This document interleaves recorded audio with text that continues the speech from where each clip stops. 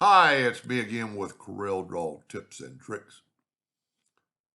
Drawing something like this, and if you use the interactive fill tool at the end, you can make things totally different and totally look different. But there's a few steps that if you follow along, it's kind of easy to draw. So we're going to start with a 2-point line. And I'm going to hit P, put it in the center of the page. I'm going to make a duplicate of that line, Control D, and I'm going to rotate that line 15 degrees. Now, instead of Control D again, because it'll mess me up, I'm going to pick that line and hit the plus key on the keyboard and mirror it. So now I have that.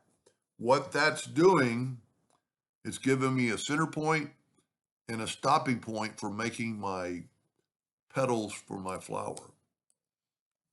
If you don't do this, then you don't know how big to make it. So anywhere between these lines, we're going to take a 2-point line and we're going to go from about right there to right there. And then I'm going to take the shape tool, I'm going to select it, I'm going to turn it into a curve, and when I do that, I get handles. And then your artistic ability will come forward with what you think it should look like. You know, you could, as long as you don't get outside that line, you're pretty good. Now what I want to do is take that line and get the artistic media tool and pick one that has tapered ends on both ends, which is that one. Then you've got to go up or down and you get that. Take that and immediately go to object and break it apart because you've got the original line still there and we don't want it. Now I'm going to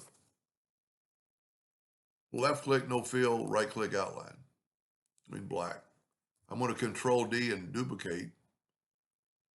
I'm going to hold down the control button and move it over and get that.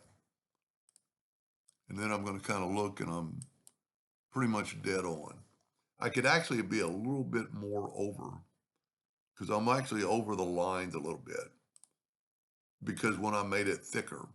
So what we could do is just take let's take our nudge factor and put it like 0.001. And I'm just going to nudge this guy over just a little bit.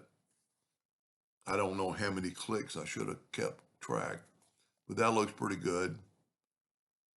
And I could do the same thing down here, but what I'm going to do first, I'm going to grab that and I'm going to weld it.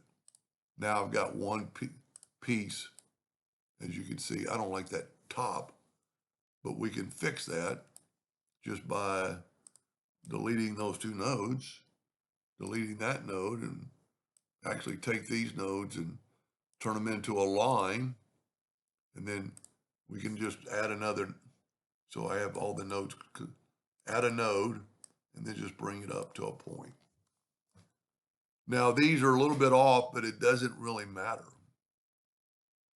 I want to keep my lines there, and I'm going to Control D and make a duplicate while holding down the Shift key.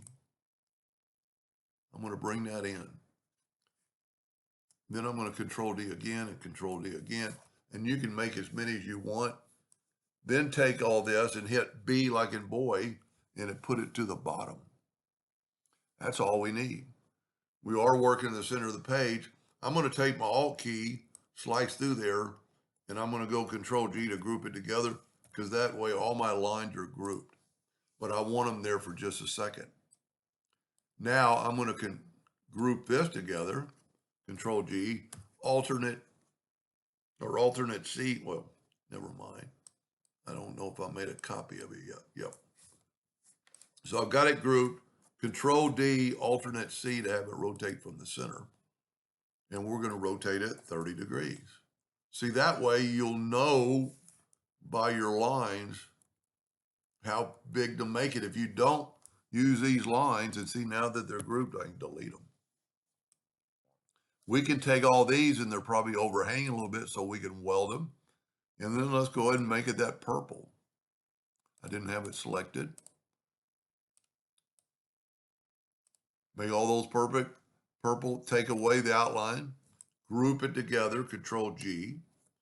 Control D to duplicate it while holding down the Shift key, bring it in quite a bit more, and then rotate it 15 degrees. Maybe even take it out a little bit. Now you can do a lot with this and weld it, and I guarantee you're not going to be able to make any difference. Then we're going to Control D and make a duplicate of that and bring it in. And we don't want it right there, so let's rotate it 7.5 degrees. Kind of like now it's in between all of them. And then you could do other things like I did and take your Smart Fill tool and fill that in with blue. Change it to that purple. Then you could do anything. And you actually see it's a jungle back there, the way it looked. I don't know if this one is nice as my first one. I want to make sure my outlines aren't there. So I'm going to right click outline. Yeah, there we go. That looks a lot better without outline. And I don't really like the purple, so we could move it away and leave it like that. And look at that. So the Smart Fill filled in all those places. But you could do other things with it. You know, you could get the transparency docker, which is always going to be like right there. Make it a little more transparent. You know, I don't like that, so we'll back up. Get the interactive fill tool.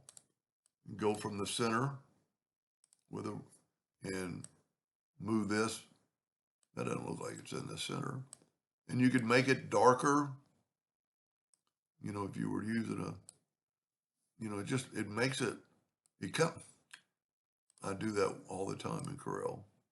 It kind of gives you a darkness appeal to the flower. Let's see what it looks like. It's okay. It's not as nice as my other one. I think I started off bigger. And my petals are a little bit closer than the first one. So just kind of, because really that's what I did. When I put them all at the bottom, I moved them back up on the new one or on the old one and got them closer together. But that's pretty cool flower. Anyway, hope it gave you an idea or two, and thank you for watching.